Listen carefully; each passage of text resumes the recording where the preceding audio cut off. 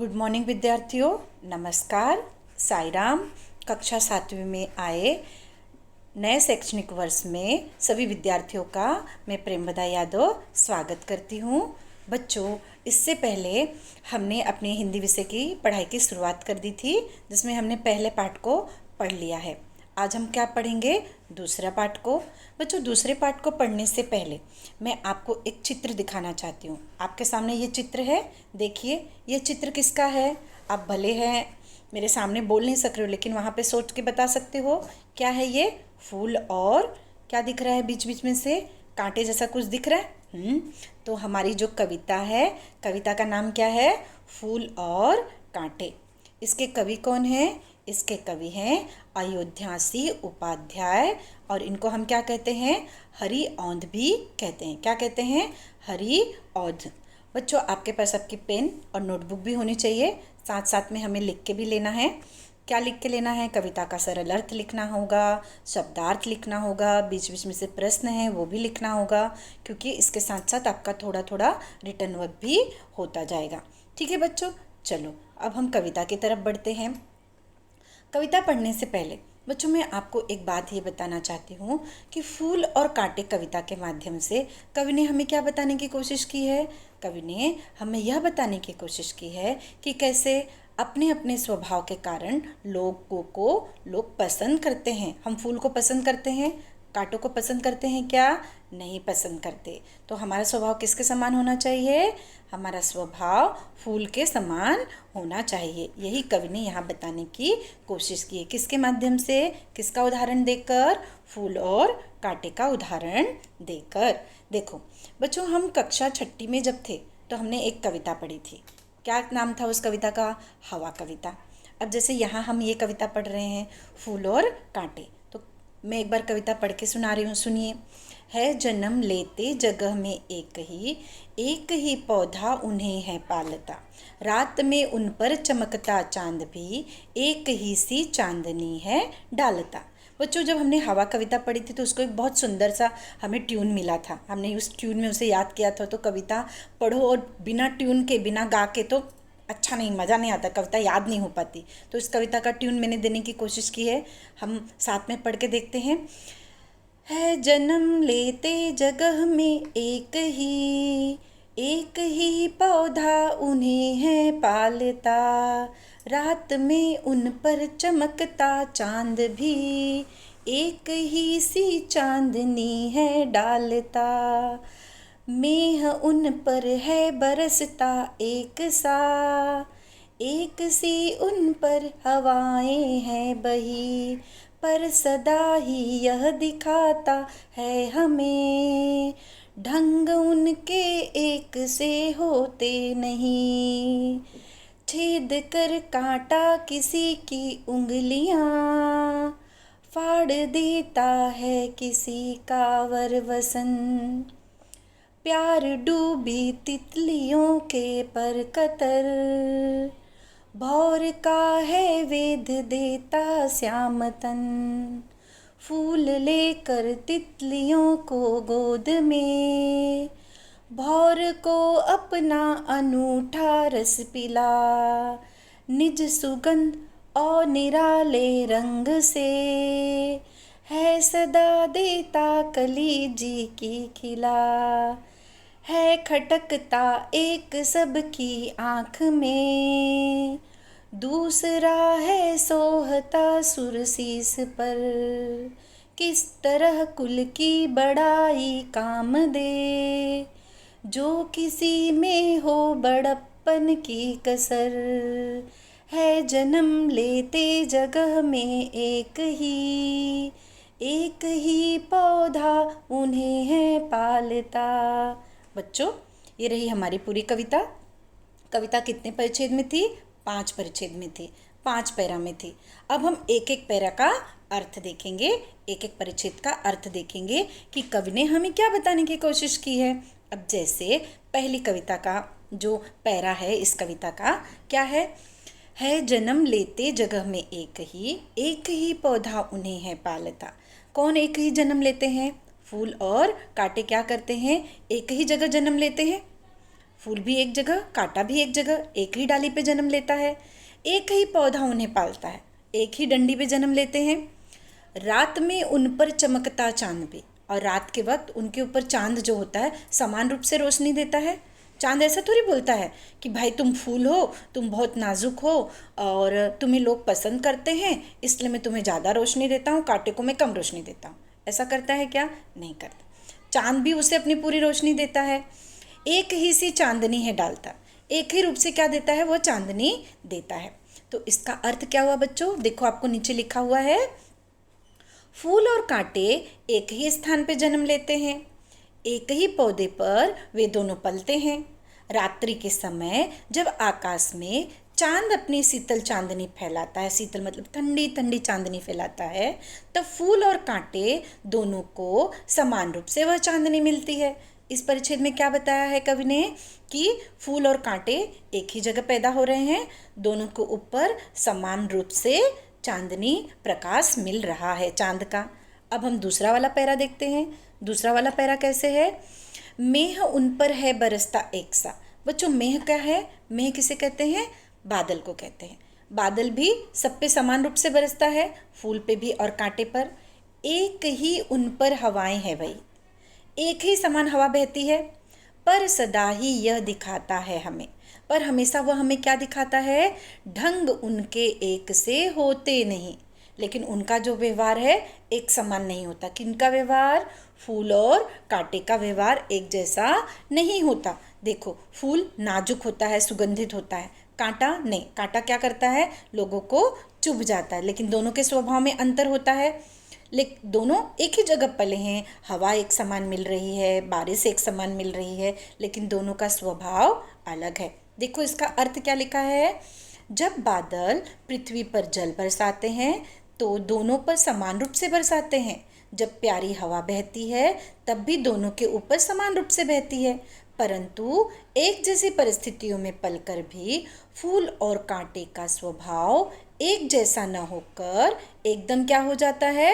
भिन्न हो जाता है, एकदम अलग हो जाता है। अब आगे वाली कविता का अर्थ क्या है? छेद कर कांटा किसी की उंगलियां, फाड़ देता है किसी का वरवसन।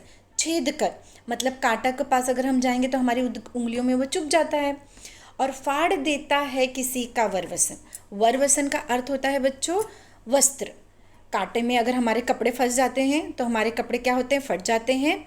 प्यार डूबी तितलियों के पर कतर, और जो प्यार से तितलियां फूल के पास जाती हैं तो क्या करता है कांटा? उनके पंखों को कतर देता है।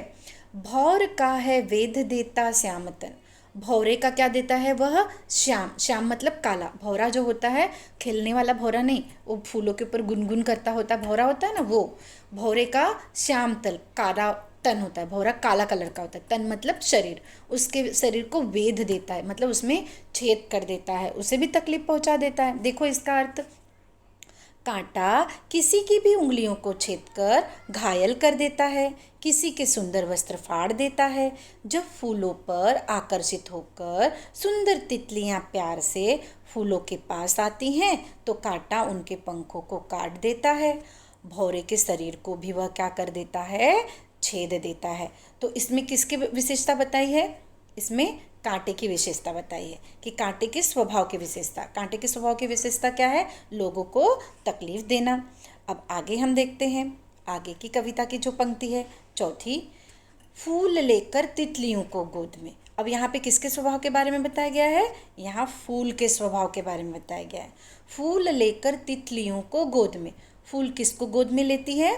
तितलियों को गोद में लेती है, मतलब अपने पास बुलाती है। फूल के पास तितलियां जाती हैं कि नहीं जाती बच्चों? भौर को अपना अनूठा रस पिला, और भौरे को क्या करती है? अनूठा प्यारा सा रस देती है, मीठा।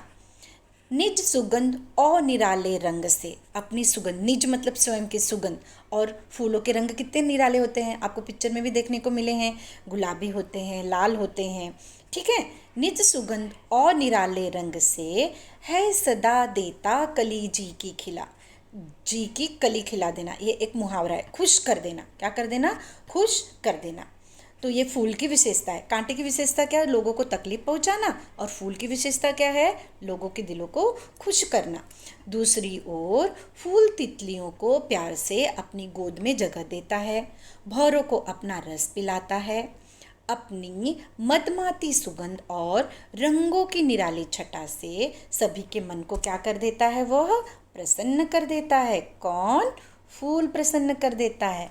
अब लास्ट 5वीं परिच्छेद में है खटकता एक सबकी आँख में। कौन खटकता है? आप बता सकते हो कौन खटकता है? कांटा। है खटकता एक सबकी आँख में, दूसरा है सोहता सुर शीस पर। सुर का अर्थ होता है यहाँ देवताओं। किसके सिर पर? देवताओं के सिर पर। बच्चों इसके बाद हम कठिन शब्दों के अर्थ भी लिखेंगे। दूसरा है सोहता सुर शीस पर। सुर मतलब देवताओं के शीश पर। फूलों को हम भगवान के चरणों में, गले की माला में चढ़ाते हैं। हम इंसान भी, हम मनुष्य भी फूलों को अपने बालों में लगाते हैं। किस तरह कुल की बड़ाई काम दे, जो किसी में हो बड़प्पन की कसर। किस तरह कुल की बड़ाई काम दे। अगर आप उच्च कुल में पैदा हुए हो और आपका स्वभाव, उच्च कुल का मतलब कितने भी अच्छे खानदान से आप बिलोंग करते हो, लेकिन अगर आपका स्वभाव अच्छा नहीं है, आपके अंदर अच्छाई नहीं है, तो लोग आपको पसंद नहीं करेंगे। जिस प्रकार भले फूल और कांटा एक ही जगह पैदा हुए हैं, लेकिन फूलों को सब ज़्यादा पसंद करते हैं, कांटों को पसंद ही नहीं करते। तो उसी प्रकार हमारा स्वभाव, भले हम कितने भी उच्च कुल में हो, कहीं से भी पैदा हुए हों, लेकिन हमारा अगर स्वभाव है उच्च कुल, हमारा खानदान कितना भी ऊंचा हो, लेकिन जब हमारा स्वभाव अच्छा नहीं है तो हमारा कुल भी काम नहीं आता। अपने व्यवहार के कारण कांटा सबकी आंखों में खटकता है, जबकि फूलों को देवताओं के शीश पर चढ़ाया जाता है। यदि हमारे काम अच्छे न हो तो हमारा उच्च कुल में जन्म लेना हमारे किसी काम नहीं आता। सही बात है बच्चों। लास्ट की पंक्ति में क्या है? यदि हमारे काम अच्छे न हो तो हमारा उच्च कुल में जन्म लेना हमारे लिए किसी काम का नहीं होता। इसका अर्थ बच्चों समझा? हमारा स्वभाव किसके समान होना चाहिए? हमारा स्वभाव फूलों के समान होना चाहिए। मुझे लग रहा है आप लोग को कविता का अर्थ समझ में आ गया होगा। चलो कठिन शब्द देख लेते हैं। मेह मतलब बादल, वर श्रेष्ठ सुंदर, वसन वस्त्र, वेद छेदना, भौर भौरा, श्याम काला, तन शरीर, अनूठा निराला, जी मन, सोहना शोभा देना। आगे सुर देवता, शीस सिर, बड़प्पन मतलब बड़ाई और महत्व, कसर कमी, निज अपना। बच्चों ये शब्दार्थ आपको अपनी नोटबुक में लिख के रखना है। जैसे आप लिखोगे दूसरा, आपके पास आपकी पुरानी नोटबुक होगी उसमें भी आप लिख सकते हो, या फुल स्केप पेपर है वहाँ पे भी आप लिख के उसे स्टेपल करके फाइलिंग करके रख सकते हो, क्योंकि आप कहाँ जाओगे नोटबुक ढूंढने। ठीक है, दूसरा पार्ट डालोगे और लिखोगे फूल और कांटे, और कठिन शब्दों के अर्थ लिख लोगे। आगे हम क्वेश्चन आंसर डिस्कस करेंगे, वो क्वेश्चन आंसर भी आप लिख लोगे, तो आपका थोड़ा रिटर्न वर्क हुआ रहेगा। और कविता का भावार्थ भी आपको लिखना है, कविता भी लर्न करनी है। तो ये सब आप लिख के रखे रहोगे तो आपके लिए आसानी होगी। एक मुहावरा है, जी की कली खिलना मतलब खुश होना। मुहावरे का वाक्य प्रयोग हमने कक्षा 6वीं में भी पढ़ा था। तो इस मुहावरे का वाक्य प्रयोग क्या होगा? जी की कली खिलना मतलब खुश हो जाना। बगीचे में ढेर सारे फूलों को देखकर मेरे जी की कली खिल गई मतलब मैं बहुत खुश हो गया या मैं बहुत खुश हो गई। चलो अब हम क्या देखते हैं? आगे हम प्रश्न देखते हैं। निम्नलिखित प्रश्नों के उत्तर एक एक वाक्य में लिखो। देखो हम पढ़ रहे थे तभी मैंने आपसे बताया था फूल किनको गोद में लेता है। बच्चों आपके पास आंसर है, आप पढ़ सकते हो। फूल तितलियों को गोद में लेता है। बड़प्पन की कसर रह जाने पर क्या काम नहीं देता? बड़प्पन की कसर रह जाने पर कुल की बड़ाई काम नहीं देती। मतलब हमारा स्वभाव जब अच्छा नहीं रहेगा, हमारा महत्व अच्छा नहीं रहेगा, तो वह हमें काम नहीं देगा। कौन एक सा बरसता है? मेह एक सा बरसता है। फूल किसको रस पिलाता है? फूल भौरों को रस पिलाता है। अब दिए गए शब्दों के लययुक्त शब्द लिखो। लययुक्त शब्द का अर्थ होता है बच्चों कि जैसे सेम रेमिंग वर्ड, पालता डालता, बही नहीं, वसन तन, पिला खिला, पर कसर। अब देखो इसमें क्या है? पालता डालता आ, बही नहीं ई, वसन तन न, पीला खिला आ, पर कसर र। तो ये हुआ हमारा लययुक्त शब्द। बच्चों, आपको एग्जाम में पूछा जाता है, आपको आपकी कविता भी याद करनी है, क्योंकि छठी में पूछा जाता था कविता की पंक्ति पूर्ण करो, सातवीं में आपको पूछा जाएगा कविता की पंक्ति पूरी करो, कविता का सरल अर्थ लिखो। तो इसलिए मैंने कविता पढ़ाते वक्त आपको सरल अर्थ भी साथ साथ में दिया है। ठीक है बच्चों, तो इस प्रकार हमारी ये कविता हम ख़त्म करने वाले हैं, लेकिन कविता हमें अच्छे से समझ में आई है, नहीं समझ में आई है तो हम इसका थोड़ा सा सारांश देखते हैं कि सारांश में क्या बताया गया है। हमें फूल और कांटों के माध्यम से हम इंसानों को भी वैसा हमारा स्वभाव रखना है, फूल की तरह, कांटे की तरह नहीं। तो बच्चों, हम देखते हैं कि क्या कवि ने बताया है। सारांश में यहाँ बता रही हूँ, इस कविता से हमें क्या सीख मिली है।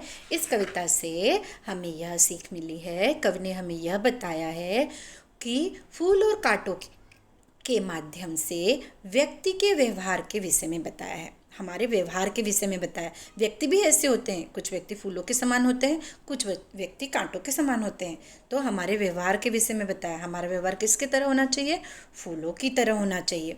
उच्च कुल में जन्मे व्यक्ति का दूसरों के प्रति व्यवहार यदि उचित नहीं है तो उसकी कुलीनता उसे समाज में सम्मान नहीं दिला सकती। सही बात है, अगर कितने भी उच्च कुल में आप जन्म लिए हो, तभी भी अगर आपका व्यवहार अच्छा नहीं है तो समाज में आपको वह सम्मान नहीं दिला सकती, समाज में लोग आपको सम्मान और मान नहीं देंगे। तो इसलिए हमारा व्यवहार कैसा होना चाहिए बच्चों, बोलो, फूलों की तरह होना चाहिए। तो ये रही हमारी कविता। अब बच्चों, कविता को मैंने एक ट्यून दिया है। आपको पता है जब हमारे ओरल्स होते हैं तो कविता हम ट्यून में बोलते हैं तो हमें फुल मार्क्स मिलते हैं कि नहीं मिलते हैं, मिलते हैं ना। तो आपको कविता का एक, आप अपने ट्यून में भी कविता बना सकते हो, ज़रूरी नहीं जो ट्यून मैंने बताया उसी ट्यून में आप बनाओ। इसलिए मैंने कविता का ट्यून दिया आपको कि आप चाहे तो अपना अलग ट्यून में भी कविता याद कर सकते हो। स्कूल खुलने पर कविता याद होनी चाहिए, क्योंकि ओरल्स में हम कविता पूछते हैं। एक बार लास्ट में मैं वापस उस कविता का ट्यून बता रही हूँ, एक ही पैरा पढ़ के आप मेरे साथ बोलोगे। क्लास में हम सब पूरी कविता एक साथ पढ़ते थे कि नहीं पढ़ते थे, यहाँ केवल एक पैरा, बाकी आप खुद से लर्न करोगे। क्या है ट्यून, क्या है जन्म लेते जगह में एक ही, साथ में बोलना, है जन्म लेते जगह में एक ही पौधा उन्हें है पालता, रात में उन पर चमकता चांद भी, एक ही सी चांदनी है डालता, एक ही सी चांदनी है डालता। बच्चों, मेरे ख्याल से आपको कविता का अर्थ भी समझा होगा, कविता का एक सुंदर सा ट्यून भी आपको मिला।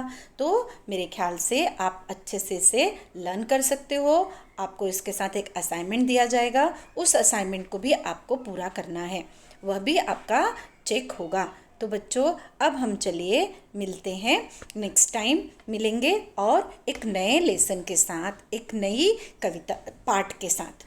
और बच्चों, अगर आपको कुछ परेशानी है तो वापस इस कविता में आप उसे देख सकते हो, इसका भावार्थ कैसे दिया हुआ है, कवि ने क्या बताया है, किस ढंग से हमें बताया है, कैसे हमें करना है, यह हम अच्छे तरीके से इसे कर सकते हैं। और कविता बहुत ही सुंदर है, आप इसे लर्न करो, लर्न करना बहुत अच्छा है और सब अच्छे से ट्यून में लर्न करो।